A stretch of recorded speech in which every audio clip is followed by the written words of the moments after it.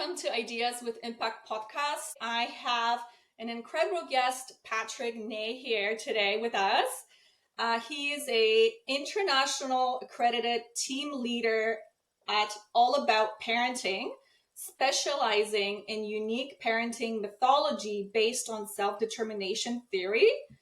And with over 2,000 seminars and workshops, he has impacted more than 600,000 parents worldwide.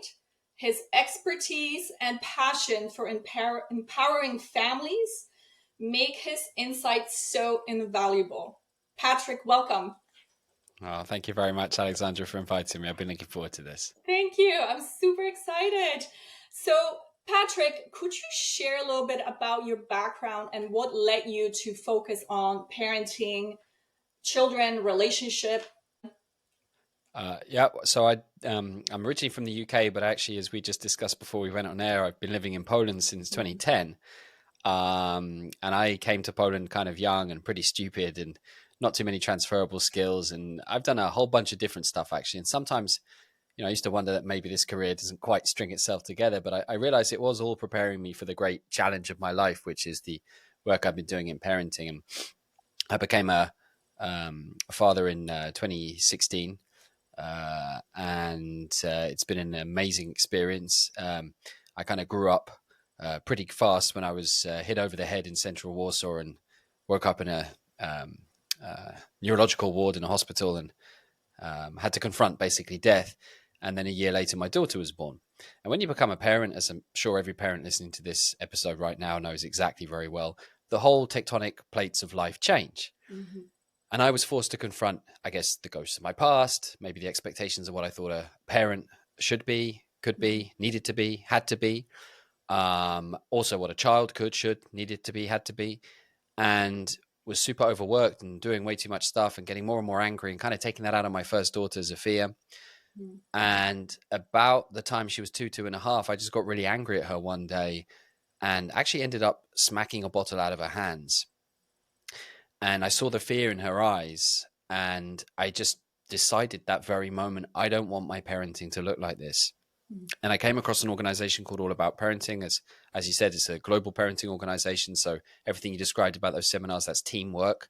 I personally have taught about 165,000 parents since 2019, kind of learning as I go, I could say. Mm-hmm. My daughters are still relatively young, but learning about what it is to be a father, a husband, a parent, working with mums and dads in all sorts of different situations, both from families with profound trauma, families with bereavement. Mm-hmm. In that time, I've also become a certified play therapy practitioner using DIR floor times as a play therapy technique. I use a lot of developmental psychology based on that. I'm also completing at the moment my Masters of Science in Applied Neuroscience, specializing in neuropsychology. And I'm just about to, I'm in right now completing my thesis on adolescent ADHD, which has always been something very interesting to me. Mm-hmm. So trying to kind of build out my experience of what it is to be a human being, actually, really. It's not even so much about being a parent. It's about the experience of being a human and the experience of ourselves. Selves with a big S, like the experience of what it is to go through the whole of the human arc, the whole of human life, with all its pitfalls and disaster traps and all the disasters that have befallen me since. Yeah. Oh, I'm a parent too. I can relate 100%.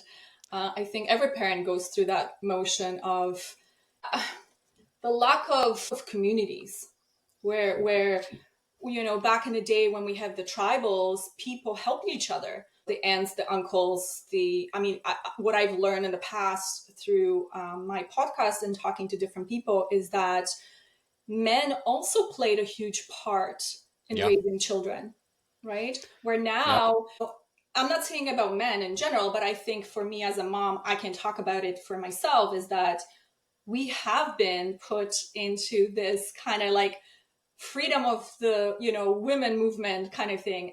We work. We have to look pretty and sexy for our husbands. We have to raise the children. There's so much component to, as a mom, that you can go stir crazy.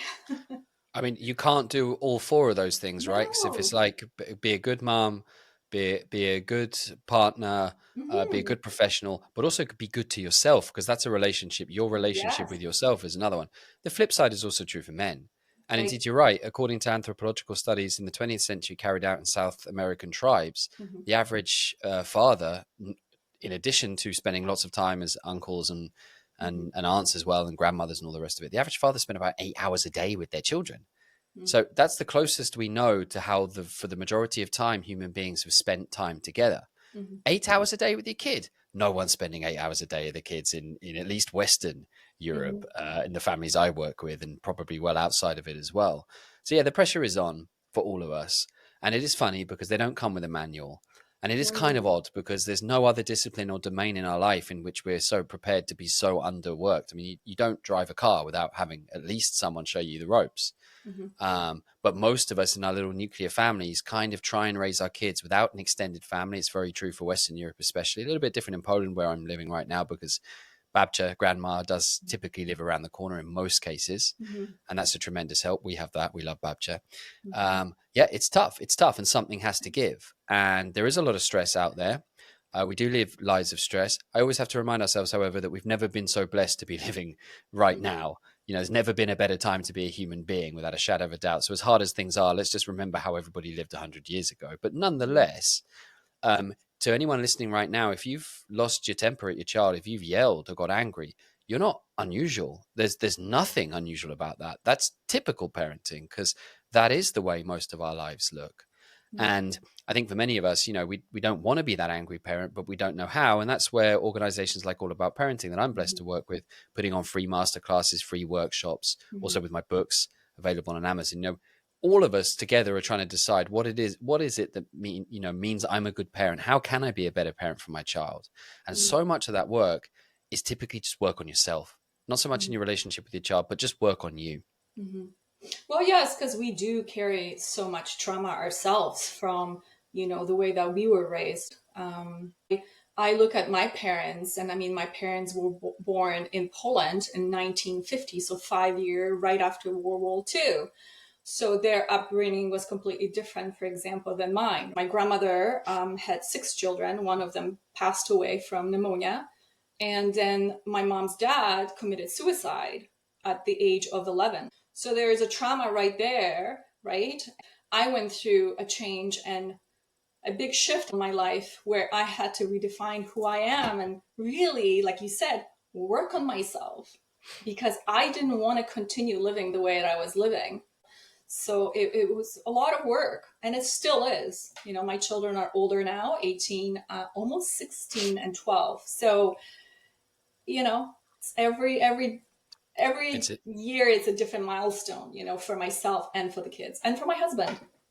And as you're saying that, first of all, you're absolutely right. I mean, we know through epigenetics that genes can be expressed, kind of switched on really Mm-hmm. through experience. Mm-hmm. And of course, our parents played the biggest role in our lives. They were our greatest teachers. You never have a therapist, a teacher, an instructor of any kind as Mm-hmm. influential as the people who raised you, be they mum, dad, or anyone else. Mm-hmm. Um, and of course, their parents, especially when it comes to where we're from or where I live right now, Mm-hmm. Poland's one of the most horrendous amounts of trauma you could possibly imagine. You walk down a line of 5 people from World War II. I mean, one of them was killed, one of them was seriously injured, one of them left the country never to come back, one of Mm-hmm. them was robbed of everything they had. One of them disappeared. Those are the statistics. Mm-hmm. So our parents are the children or the survivors of that experience, and they definitely brought it through. I see it with my wife as well. Mm-hmm. Um, I'm I'm as mindful of all of that as I am.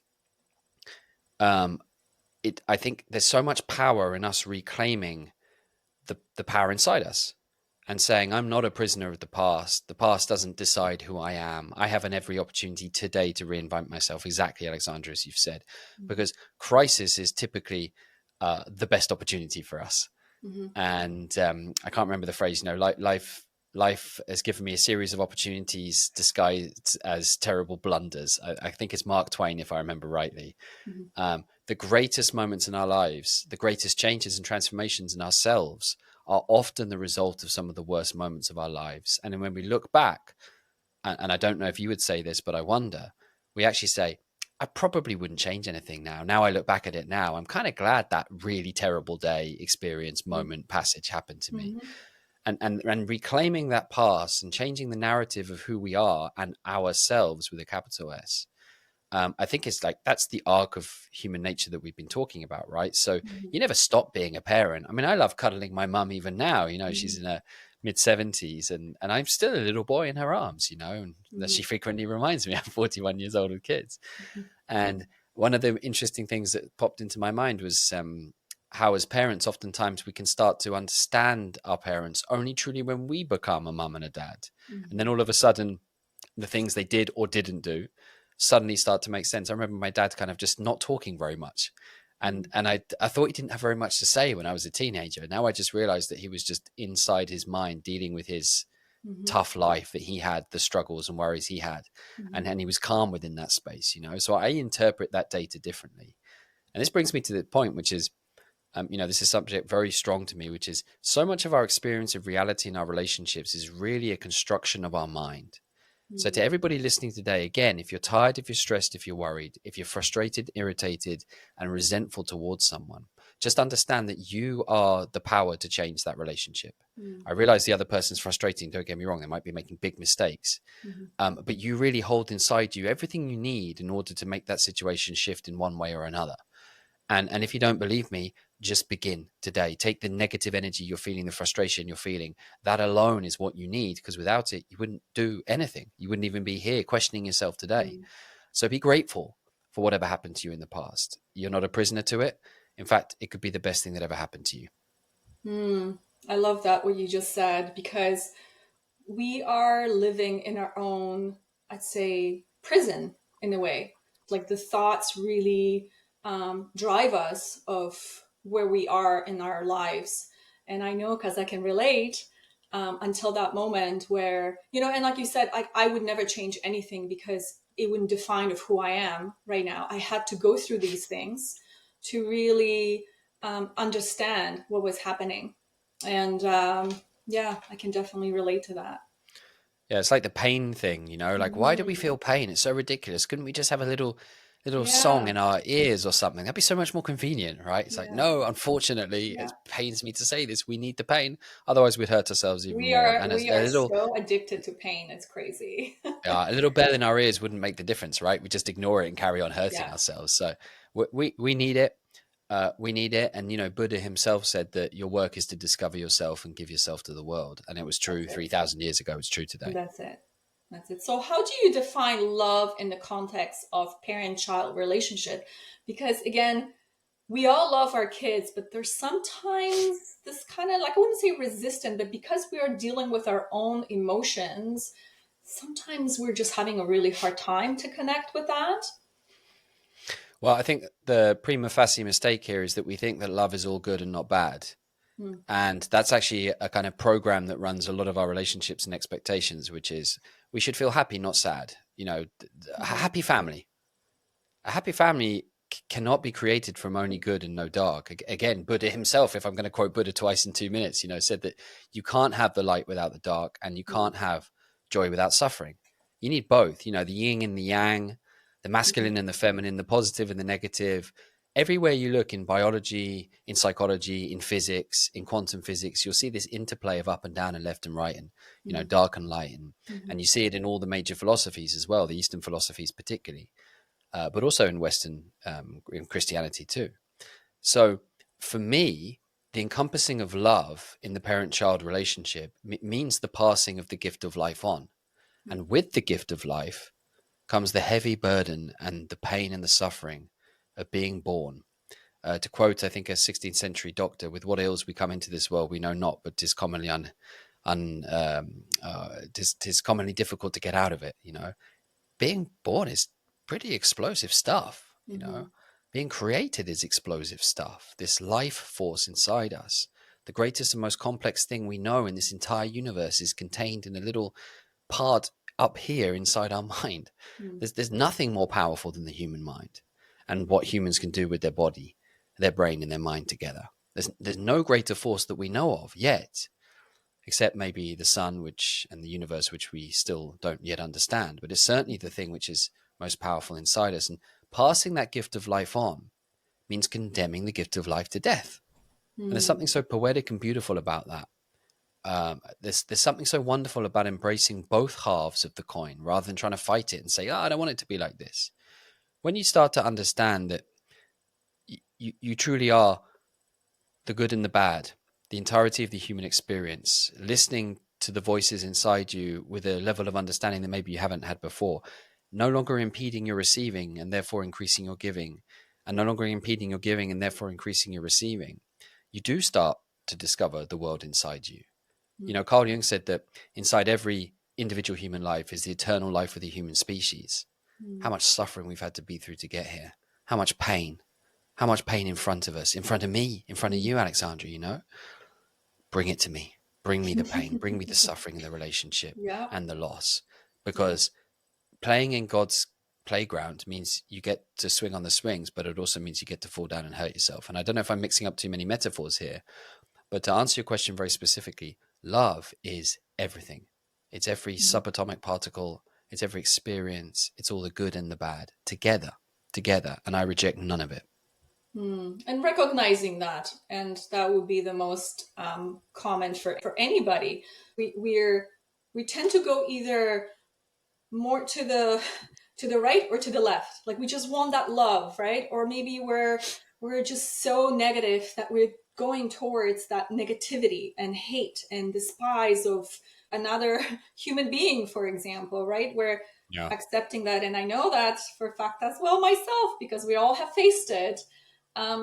It's accepting who you are, accepting what you are, but making these decisions for the future or for the next day for you to be a better human being, right? Yeah, And accepting so it. what you're touching on is probably the most common kind of internal thought track that we don't talk about very much, but we definitely have inside us. Me too. And thank you very much for your authenticity and honesty. I really try to talk about all the disasters of my life and, you know, the hidden voice of I'm not good enough, I'm useless, I'm a failure, I'm a loser. I have those thoughts. I keep a regular diary, and you look a couple of months ago, I'll be having a day like that, you know, not today because we're having a great conversation, but it's there. And I know there's a mum or a dad listening right now who's there thinking it's just me feeling like I'm the worst mum or dad in the world because I yelled at my kid. I lost my cool. I said something I regret. No, again, you're the average typical parent. There's nothing unusual about you. Now, it's funny because if we are addicted to this one-sided view of life, which is we should only have happy and no sad, we do ironically become sadder because we get frustrated when we get into those situations that, quote, we should avoid. We shouldn't be like this. We shouldn't be upset. You know, I think one of the greatest tricks that we have in parenting social media, which is kind of popular on TikTok, which is the whole gentle parenting thing, which by a lot of people gets confused as permissive parenting, is that we don't have the right to our anger. Our children should not see our anger. We shouldn't yell at our kids or get upset. And what we're trying to do is deny and close down a side of ourselves. It's not healthy for our kids to not see that. On the contrary, it's far healthier. Hope we can all agree. If our children see us experience the anger and then go through the experience of saying, hey, I got angry, I yelled, I'm sorry, I shouldn't have done that. Here's what I'm going to do next time. Yeah. Because we know our children from the very first minute they can see and hear and smell, they're learning mostly in their relationship with us, you know, the consistent, structured parent, carer that's around them all the time. Well, they observe. So, They observe observing you, and they pick up all subconsciously these things. Yeah. Yeah. So, therefore, if we have this unrealistic expectation that we shouldn't shout, we shouldn't do X or Y, we're only really setting ourselves up for failure. And I wrote about this in my book, When at the Zoo, Watch the Humans. You know, our obsession with happiness is actually causing us to be unhappy. It's chapter 16. And it is about this very same subject. Maybe if I can just dive into neuroscience just for a second. When I started to go deep into neuroscience, which I'm studying for my master's, I started to realize that the scientists have been saying this for ages. This is no surprise if you're into neuroscience, because we understand that emotions are essentially a little bit like a homeostatic valve. When we have an experience, we'll either have let's call them negative or positive emotions, valency in the sense of emotions. And there's a whole debate around emotions versus feeling, but let's not get there. That negative emotion is actually a primary driver of the experience of what it is to be a conscious being. In fact, some people could define consciousness as the experience of emotions. And it causes us to have a greater ability to manipulate the environment around us to prosper, grow, and succeed. Because if we didn't have that system, we'd just stay where we are. You know, again, emotions are momentum, emotions are change. And the hunger for change has been the driving force which has caused us to build this remarkable world that we have around us and to progress as far as we have. And we're only part of the way on the journey. So again, it's unpleasant to be feeling the pain of a negative emotion, but just remember that it's actually here to serve you, because as much as it sucked today, tomorrow can be better. And how do you do that? When you learn parenting, you learn about your relationship with yourself, number one, how to yell less, how to avoid those triggers, how to manage them. And that's what I do on a day-to-day basis with parents. Number two, you learn, where does a child's behavior come from? And if you can start to understand that, all of a sudden things get much easier, much less stress. Number three, and this is simple stuff really, but it's surprising how many parents and families don't have this, rules and boundaries, which we're kind of bad at because we don't want to be like our mum and dad. So we've gone the other way now and we don't have any rules or boundaries. And then discipline alongside that. And those sound easy, but of course they're little sort of big pieces. You put them together though as a parent, and you will have less yelling in your family, more mutual respect, whilst also recognizing that your child is duty bound to fly the nest, duty bound to reject you. Independence is nature's agenda, and therefore they will also spurn and reject you at the same time in order to build their own identity of themselves. But they'll come back to you, mum. They'll come back to you, dad, just as I come back to my mum who's in her mid-70s and cuddle her now, despite all the stuff that's happened between us. And doesn't that cuddle feel amazing? No, you're right. I think boundaries and discipline, first of all, kids love discipline. They need to have that kind of range of knowing what's happening, because if they're all going to go and do free for all, then yes, you lose that ability of having that connection with your child because you let them run the show in a way, right? Yeah. So I mean, I have 3 children, and mind you, I'm like you, maybe not me per se, but my husband was much, much more tougher on our daughter, who's our first child, than on the 2 boys. And we talk about it all the time. And he goes, oh my goodness, if I could only change that. But, in my eyes, I always said to him, I'm like, it is what it is. You've learned. And that's why you dealt with the situations completely different, either with our middle son and our youngest son. Those are, 3 children from the same family, but they're all different, right? So, and he's a different dad at the same time. Absolutely.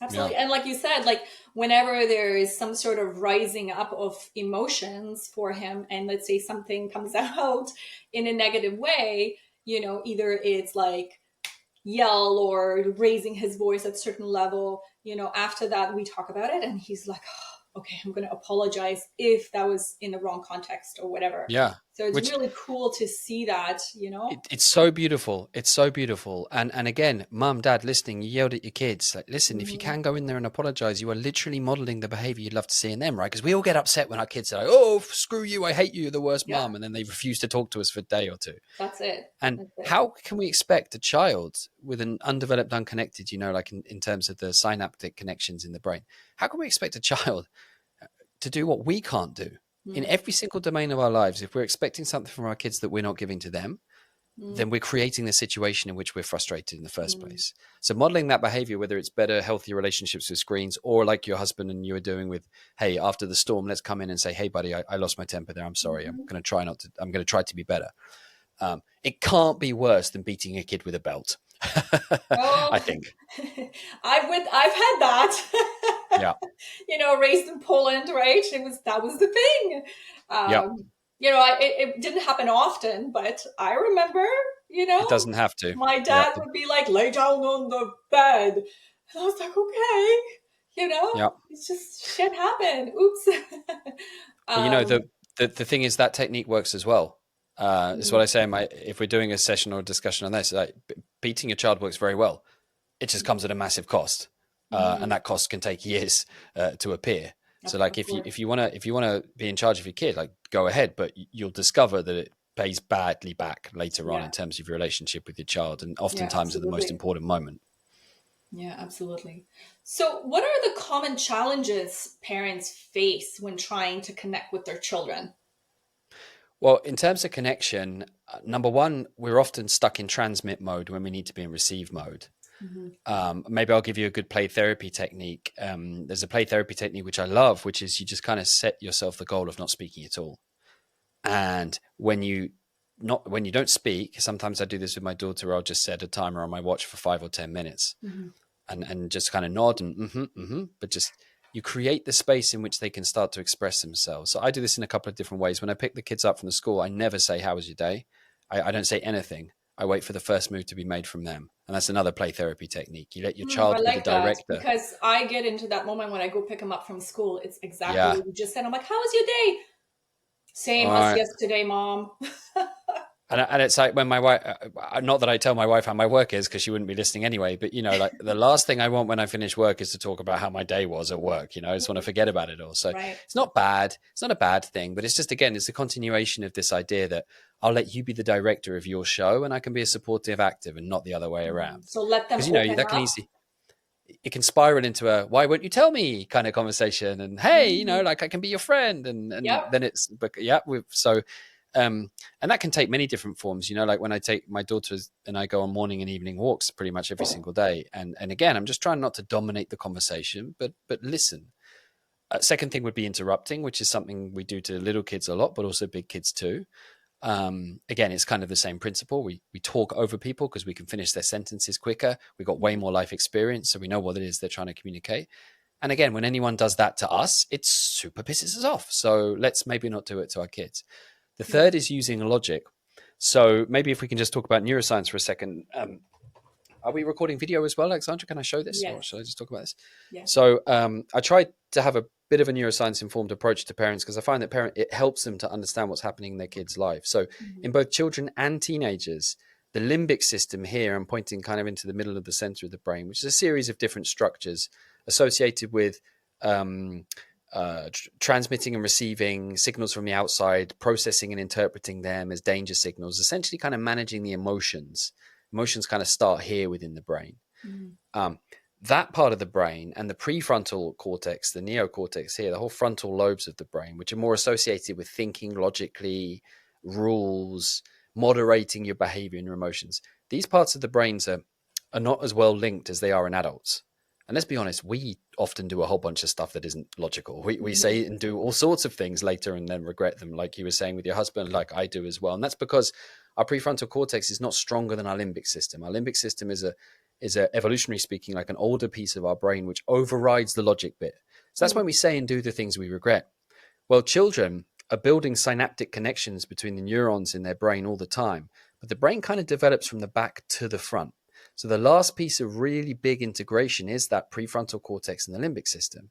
And that's especially true for teenagers. So trying to, number three, trying to kind of dump logic onto our kids about how they should behave or how they should think doesn't really work. And appealing to that prefrontal cortex when they're stuck inside their limbic system is basically a mismatch. Again, how do we like to be treated? If we're angry and our partner or ex-partner comes up to us and goes like, calm down, the worst possible things you can say to someone in that situation. It never worked in the whole of human history. More into that fire, right?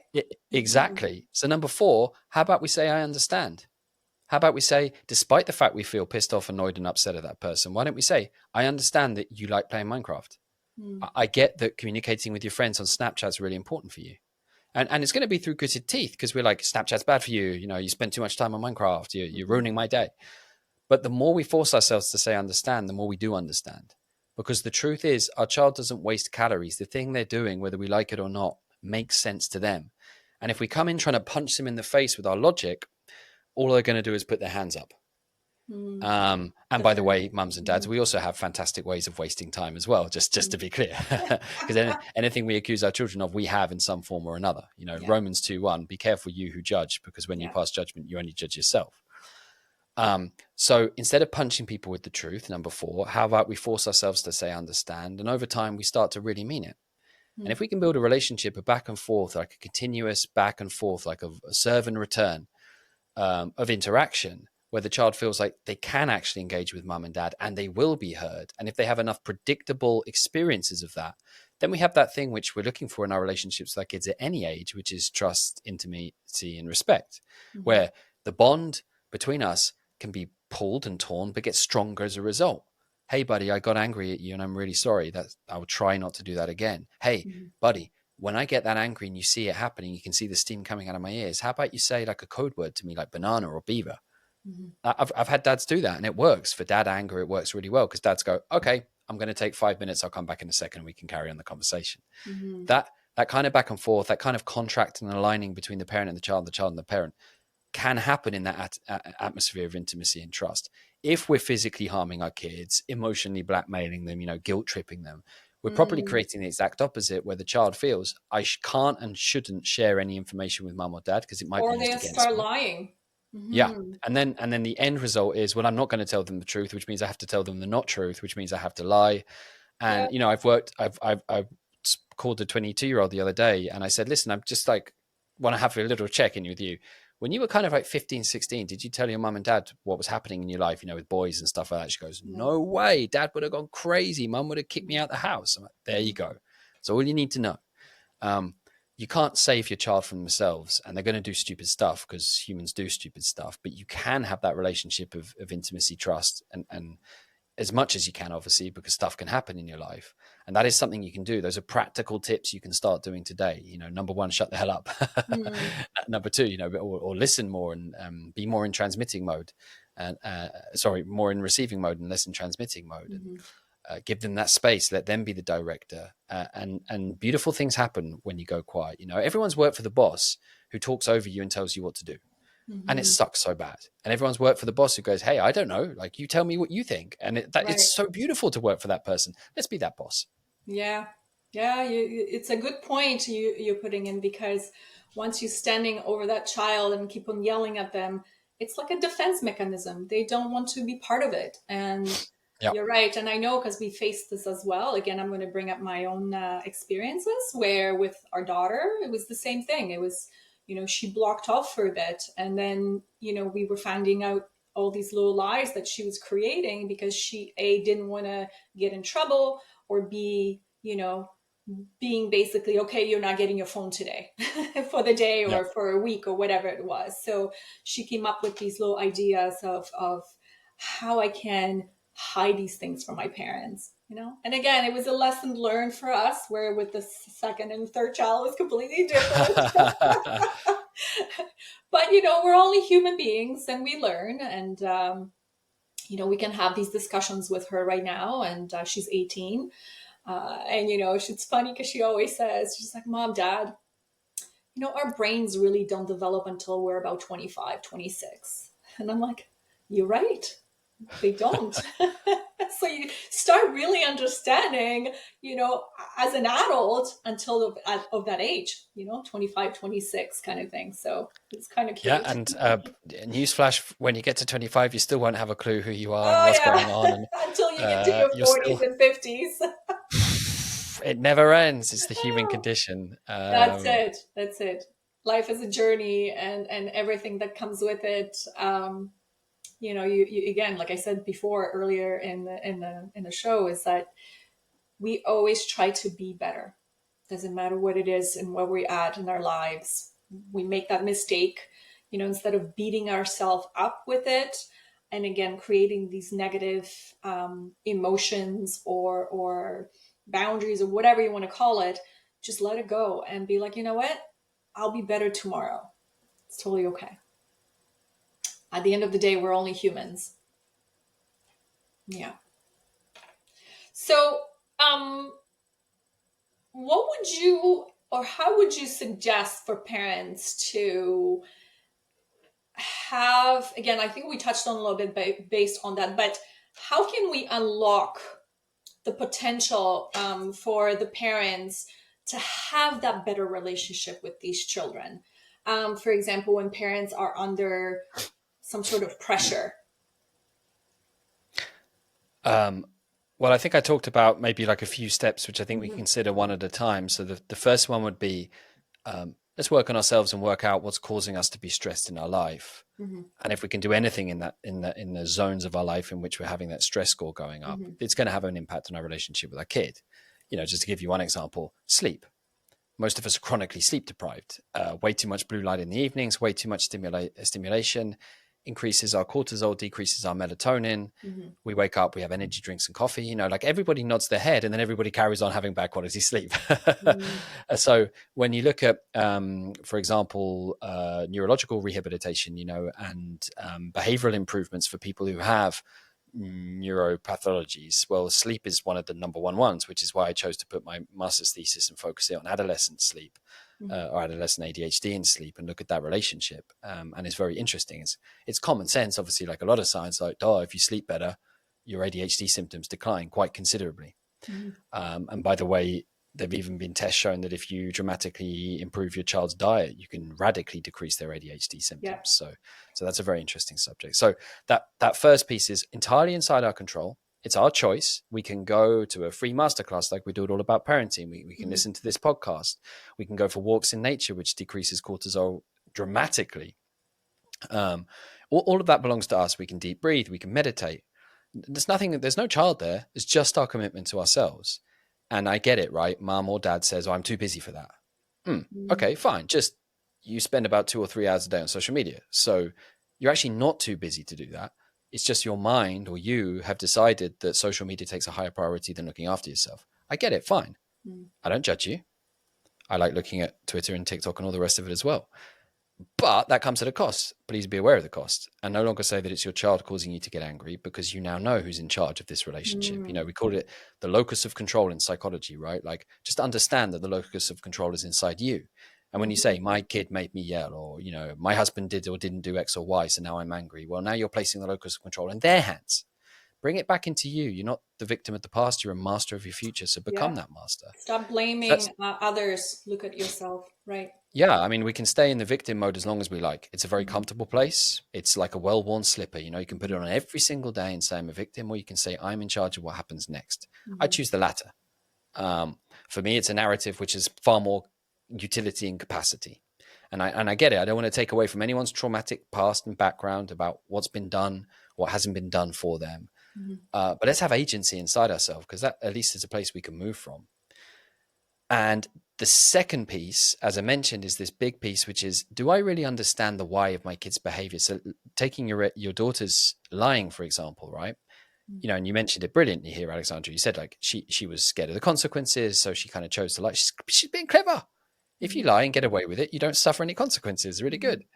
And we talk all about parenting in our free masterclasses, which we run, and I invite everyone to come along. We talk about this need for control that all children have, and adults as well. And if we don't satisfy that need for control as parents in the dynamic and relationship we have with our kids, our children will look for control in areas of their life where they can get it. And lying is a way you can control the dynamic, because you have something the other person doesn't. You have the truth and they don't. You shape the future that way. So lying can also be a developmental thing. It can be an age-related thing. It can be a relational thing, but it can also just be because this child is looking for some crumb of control in their lives. And when I work with parents, before we do anything about rules and boundaries and discipline, or even empathizing with our kids, we first ask ourselves, do we know why? And we try and fill in that why piece as much as we can. So the way I do this, and this is an idea that I really took from Mona Delahooke, who I highly recommend, who's a great author, one of my favorite authors on parenting, is to build a kind of iceberg. What you can see above the surface and what you can see below. Oh, yes. And above the surface is all the negative behaviors that you know about and you can label very easily. Below the surface are all the potential causes and reasons why your child might be the way they are. And if you're thinking, well, how am I supposed to know? I'm not a child psychiatrist like Mona Delahooke. I don't work with parents. You don't have to be, because no one knows your child better than you do. Everything that's ever happened to them. You are the repository of so much information. It helps to have someone to hold your hand along the way, for sure. And a well worth checking in with a child psychologist or psychiatrist if you need to. So don't suffer this alone. But you can actually fill that picture in yourself pretty easily, really, by asking, what are the potential causes of this behavior? Okay, if I know, for example, that my kid had a traumatic birth, I was very high stress in pregnancy, traumatic birth, very kind of haphazard first 3 years, maybe some grief, maybe some loss, maybe lots of moving in those first 3 years. It's not hard for me to understand that my child's meltdowns and tantrums, which I'm seeing right now at 7, 8, let's say, could be kind of connected to that, because that's what the research shows. Prenatal stress in both women and men causes a dysfunction within the hormone levels of children. So the cortisol spikes, that kind of thing, right? In kids when they're older. And that's what I think was probably happening in my daughter's life, because we kind of messed up the first week of her life. We were kind of force feeding her until she vomited with milk. It was all horrible, because we couldn't get her to breastfeed. So we were doing what the nurses were telling us, and it wasn't working. And her little 3-4-year-old body day-old body had to deal with that. Right. And I think that's where a lot of the early years of my kind of concern about her meltdowns came from. So when you understand the why, you start to move from a position of blaming and guilt tripping and labeling your child, because they're bad, they're not good enough, they're defiant, they're difficult, more into a position of saying, okay, now I know what to focus on. Mm-hmm. If my child has, for example, a really big sensory issue, like a really high need for movement, that need for proprioception that a lot of neurodivergent and neurotypical kids, and we're putting them in a school which is super military about making sure they sit in place all day long, Mm-hmm. and we're not taking them for a walk or any kind of activity in the morning. I've got a dad, for example, Andrew, he takes his son Jackson and they play Laser Quest in the morning before they homeschool. How cool is that? I want to join those guys, because when Jackson comes into home to homeschool, he's now focused and attentive because he's moved his body. Some of Yeah. our boys are warriors. You don't take warriors into the schoolroom before you've taken them out into the field to fight. Yeah. So when you understand that why, this big second piece, you can kind of then laser focus on what you need to do next. And then step 3 would be rules, structure, boundary, limits, which are not designed to hurt your child or deprive them. That they're designed so they understand when, what can they have, when, and how. And exactly as you said, in my experience, at least working with thousands of parents around the world, children actually respond quite well to this. Again, with the boss, you have a contract at work, you know what you can do and what you can't. And as long as you stick within those rules, it's all good. It's when the contract's invisible and nobody knows what's going on that you have chaos in a It's a company. And the chaos. same is Mm-hmm. true for family. No Yeah. rules, no boundaries, chaos, disaster. Yeah. That's not that hard, because in step 3, you want to focus on the number one thing that's driving you mad, the 80-20 rule, right? You do that one thing and you're going to solve 80% of your problems. Right. The rest is marginal stuff. Right. So whether it's screens, whether it's morning time or evening time, whatever it happens to be, let's take morning time. Our kid doesn't want to go to school. We're going crazy because we lead a stressful life. We don't know why. So we punish our kid to try and make them go to school. Isn't it better for us to understand that, for example, we're using too much screens in the evening, so we're going to bed tired. Our child has a relationship at school which they hate, like maybe bullying, maybe they don't like their teacher, maybe there's another kid, for example, who's causing their life a lot of misery. That's why they don't want to go to school, which is reasonable. Like we don't want to go to work when we have someone we hate. Man, going to work when you have someone who's bullying you, even kind of feel like they're not, it's not really bullying, you just don't like them and they don't like you and you know it. It's horrible. Yeah, well, it creates a negative effect, and you just don't want to be around that. So kids It's horrendous. Yeah, it's very, very scary for an adult. And I've been there, like 2025. I didn't know how to deal with it. I liked, there's a girl, she was kind of bubbly. I was attracted to her and she didn't like me at all. And she made me know it, and no offense to her, but I really didn't want to go into that job after a little bit. So imagine what it's like as a 7-year-old and you have a kid, you're not even able to put this into words. So all of this is to say, and I hope this doesn't sound like it's too overwhelming, that number one, if you work on yourself, you'll see dramatic improvements because you have the most power over yourself. Number two, if you spend some time working out the story of your child's life, where they came from and what might have caused their behavior, as much as you know, all of a sudden things will come clear. And number three, when you put some structure and discipline in the number one place where your problem is the biggest, you'll probably see quite significant change and things do become easier for you. It doesn't mean every day is perfect. But you'll probably solve the one thing that's keeping you up at night and keeping you in that guilt trap that we talked about earlier. We have implemented this rule in the house regarding technology, and it works wonderful because it used to be free for all, including us. Like we were just like, oh, just scroll through Facebook, and it was just constantly scrolling. And then we've talked about it and we're like, okay, how do we come up with something or help our children and help ourselves to kind of be, okay, how can we take control over that? Because like you said, in the morning was a chaos, getting them up at first thing in the morning, brush their teeth. We're always late to school, dropping them off at school. So we came up with this process of, okay, when they come home, all the phones go in the basket, including ours. So we put our phone in the basket and they were not able to touch it until about 7 o'clock. Okay. And then again, it was from 7 o'clock to about 8 o'clock. They were allowed to be on it for about an hour. And then again, at the end of the night, because they were sleeping, it was off limit. So we would turn off the Wi-Fi. We would just completely disable everything. So they were not able to do it. So then what we found in the structure that we have created is that on the beginning, there was a lot of resistment when they're like, oh, they would go away and they were all fighting and all that stuff. But I kid you not, within the week, okay, we're all sitting at the dinner table. We're all talking. We're all sharing stories. We're all having these, we're like looking at each other. We're like, yes, it's working. It took a little while, but it's working. And it was so wonderful to see. And, now we're a little bit linear because they're a little bit older, but it really worked. And the system is still kind of working because we're like, okay, when we have dinner, there is no phones, there's no interaction. We're having a family dinner and we're all sitting and having our moment for about an hour or so, at the end of Yeah. the day. So Yeah. it really And worked. what you've done is probably the one thing I would suggest to parents of teenagers, right? Which is don't try and can't get rid of them, but at least have that 1 hour or that couple of hours where you're all together, and that's enough. Small wins. Mm, So I love that story, Aleksandra. Is great.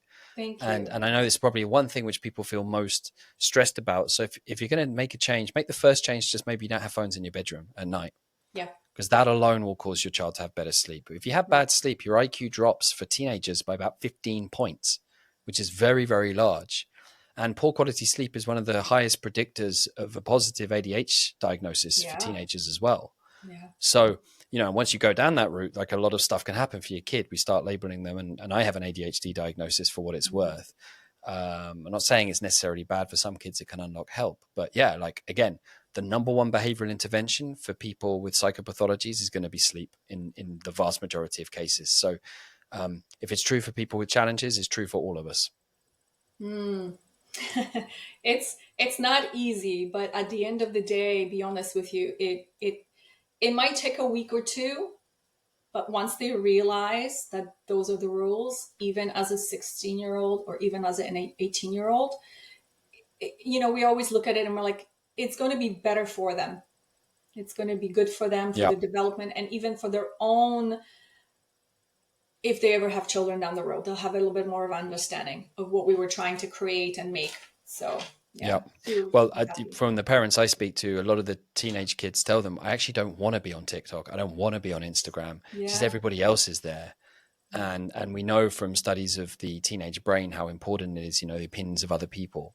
There's an area in the brain, for example, called the medial prefrontal cortex, roughly around here, Mm-hmm. which deals with the image of how you feel and yourself when others are judging you. And in teenagers is off the hook active, whereas in Yeah. adults with a really established sense of self, it's just not as active because it's like, yeah, I don't really care what people say about me. I've been in my skin for a while. It doesn't stress me out. And that's not true for teenagers. So in internal Facebook studies, they showed that 1 in 3 teenagers girls say they don't like using Instagram. They feel bad using it, yet they can't stop themselves. I mean, that is literally the dictionary definition of an addiction, where the thing you're doing harms you, but you do it anyway. So, yeah, I think as a society, we've woken up to the screens thing.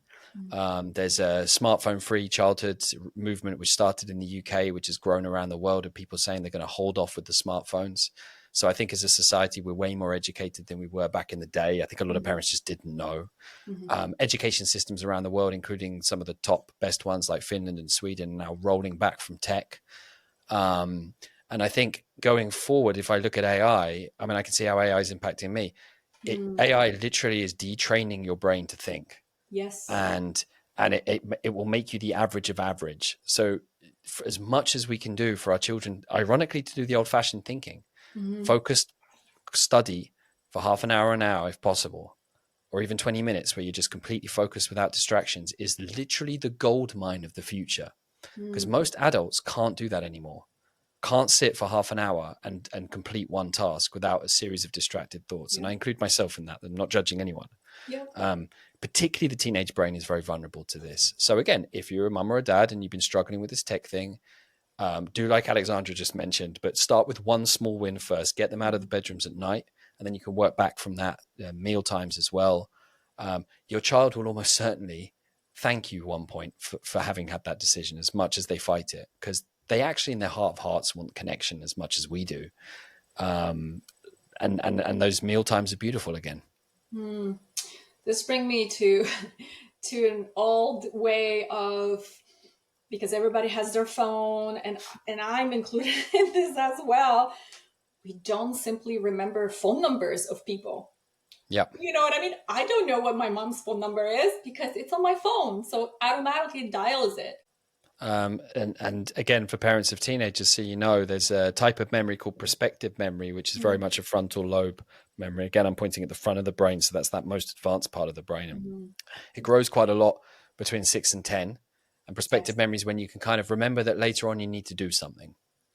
6 to 10, it grows quite a lot, which is why you see that kind of explosion. I can see it in my daughters as well. They're just kind of getting better at organizing their lives, remembering homework, that kind of thing.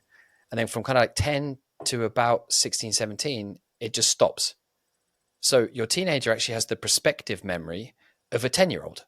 Right. And, you know, so when they forget to do something, yes, they're distracted by tech for sure, but it's also because they have a typically developing teen brain. Then it kind of starts to grow again as you go into your late teens and early 20s. So yeah, you put the teenage brain plus tech, and you do have a recipe for a distracted mind. I mean, the average kid, I'm sure you see this, again, pulling out their phones, a couple of 100, 300 times a day. So again, it's kind of, in a way, for anyone who's competitive, if you want your child to be top 1%, manage their relationship with tech, and if you can support them in an environment where they can be focused for uninterrupted periods of time and to do what's known by Cal Newport as deep work, they're going to be very, very valuable person in the future. Yes. We just have to tackle all of this as parents and you know, manage it one. So how do you intertwine spirituality, if you do, into your practice?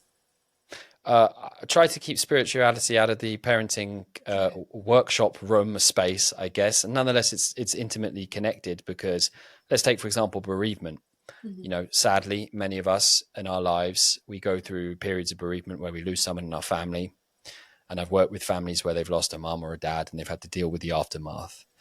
And what we know from bereavement research is that it's particularly helpful to have some spiritual understanding of the universe, the planet, the human existence, because it gives you a framework to hold on.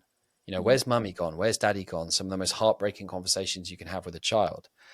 And I don't criticize anyone, but it is said that oftentimes a parent will say, well, mummy's gone away, but she's sleeping, you know, and give the child this impression that maybe mummy will wake up again, or daddy, with the best of intentions. Whereas if you have an understanding of heaven, the afterlife, then it's much simpler for you to draw on that resource and say, mummy's gone, but she's watching over us, and we'll go and join her one day. And that can be just as valid for a child as well. Again, remembering that what we believe is our truth. Truth is just a perception, our subjective perception. So I personally am not particularly religious or tied to any religious organization. On the other hand, I'm deeply religious. There's a what was it again? Let me just see if I can remember it. Vocatus atque, vocatus Deus aderit.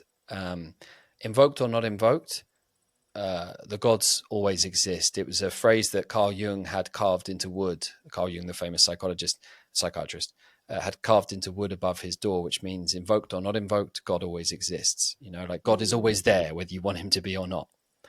And by my God, I don't understand some old man in the clouds, but the God inside us. You know, Matthew 6:21, where your treasure is, there your heart will be also. You know, God is inside us. God, the grand organized designer of the universe, whatever you want to say. And when I look at quantum physics and I go, wow, it's pretty amazing actually. But at the subatomic level, there's no difference between the tree, the air, and me. Right. It's just a question of perception. Right. So my own experiences in spirituality, life and death, my own near-death experience, my own deep research into esogenics as well, so kind of studies of the mind, metaphysics too, have certainly left me with a deep understanding that there's life after death. I had a friend whose child died at 2, and this was a couple of years ago, and kind of a friend of a friend, let's say. And as painful as it was, as I sat there at the time, I thought, it's okay, because I know you'll see her again. I know you will. And when I talk to my daughters about this, I try to use very, very simple language, because it's not quite yet the right time. My oldest has only just found out Father Christmas doesn't exist. So that's already one, you know, like one big way to disappoint your child. Yeah, I've been lying to you for years, but don't lie, by the way. Lying's bad, but I've just been lying to you. Yeah.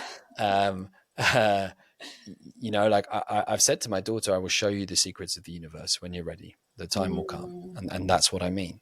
And I have various ways I'm going to do that, which I'm not going to go into right now. But, Carl Jung said that as a matter of principle, there's no difference between organic growth and psychic growth. And I really believe that. God is inside us. We are God.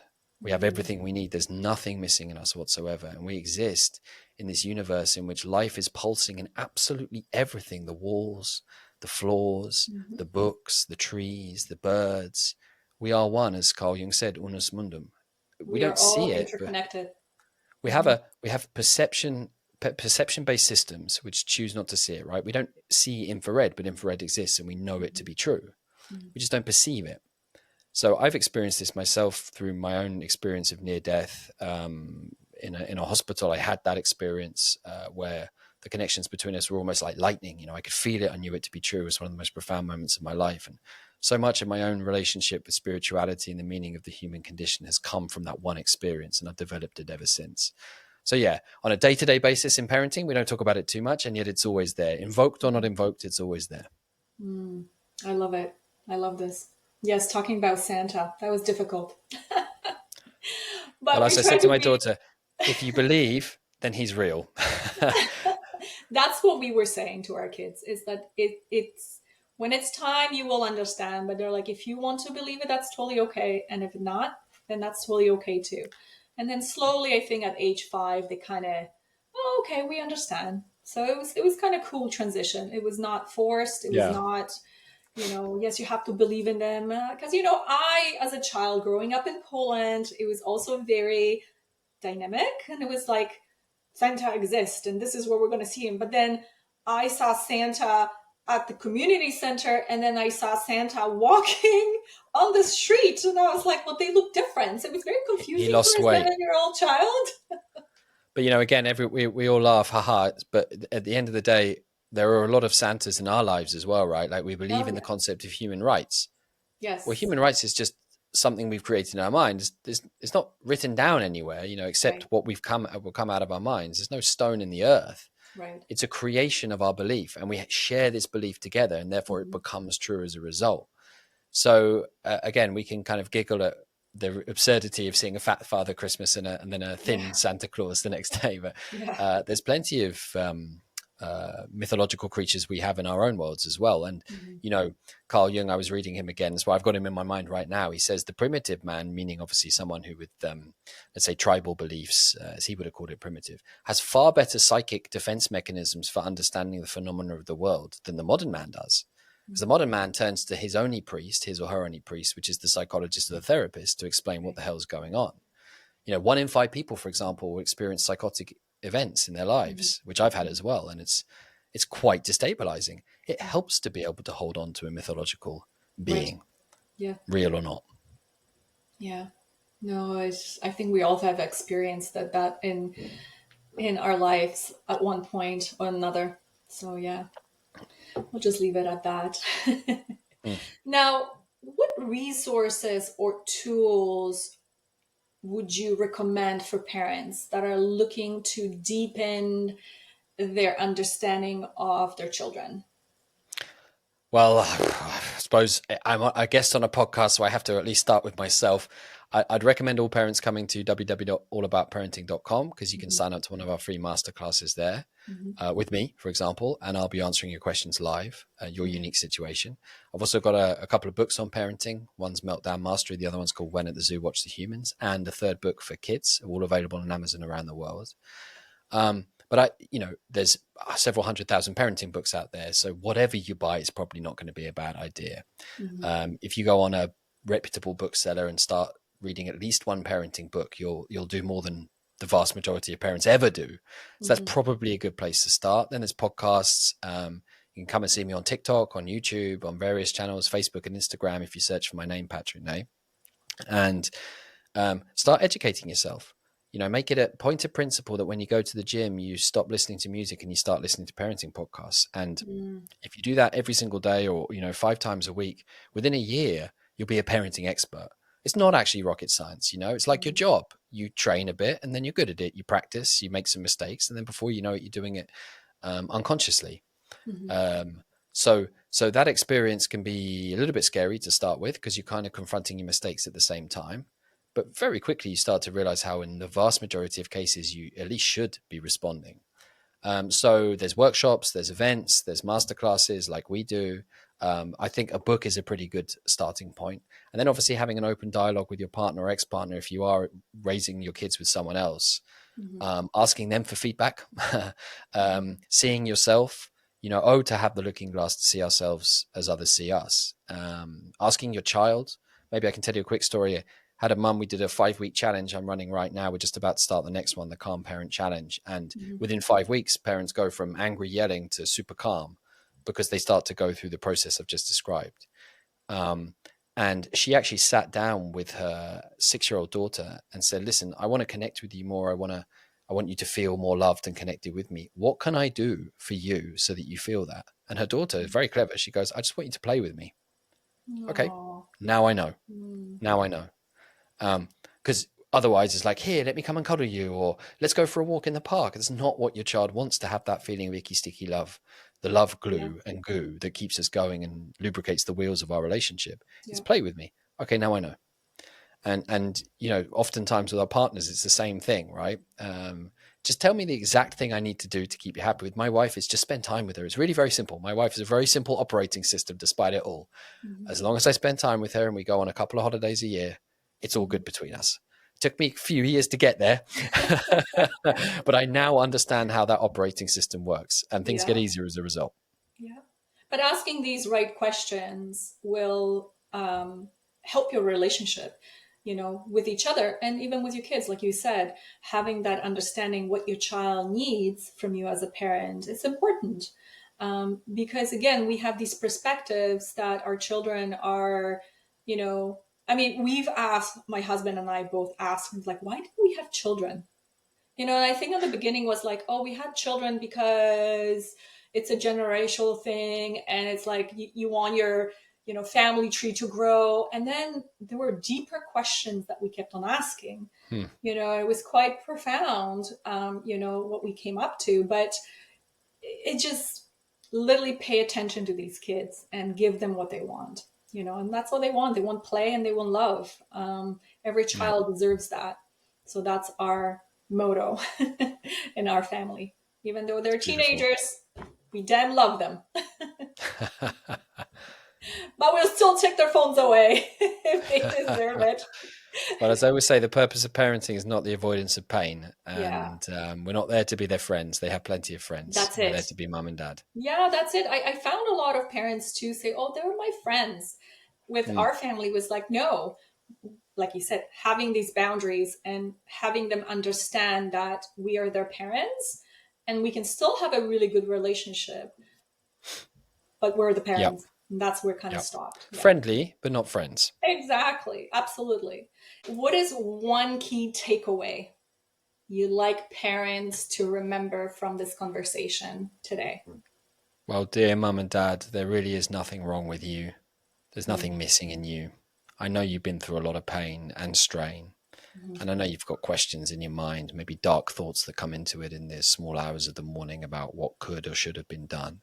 Everything that ever happened has taken you to this point and this point alone. Trust it. Trust it and roll with it. Because there's nothing missing in you, and the whole world belongs to you, and life happens for you, not to you. Mm-hmm. You needed all of the pain and the strain and the worry and the stress and the danger. You needed all those dark days. All of them are serving you. So bend with the river, in the words of Bruce Lee. Get up today and make a difference in whatever that means to you. See the unique gift you have to give to the world, which may indeed be your child, and see the unique gift that your child has to give to the world. It's a risky business, Carl Jung wrote to Freud, for the egg to be cleverer than the hen, but still what is in the egg must find a way to come out. And let that egg emerge in your child.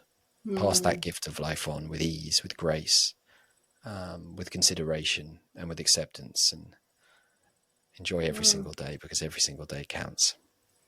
Yeah, I agree. how can people get your book, and when and how they can reach you? So reach out on Amazon. If you just type in Patrick Ney, you'll find my books there. I'm slowly working on my fourth book, which is The Neuroscience of the Mind, but I've got another book about Poland. I'm working on some kind of slightly stretched between that and my thesis. And then if you type All About Parenting online on social media or visit our website, allaboutparenting.com, highly recommend our free online masterclasses, different days and different times and topics. They're accessible for everybody. Anyone can join up. And they're for you, dear mum and dad. Thank you, Aleksandra. Thank you so much, Patrick. Thank you.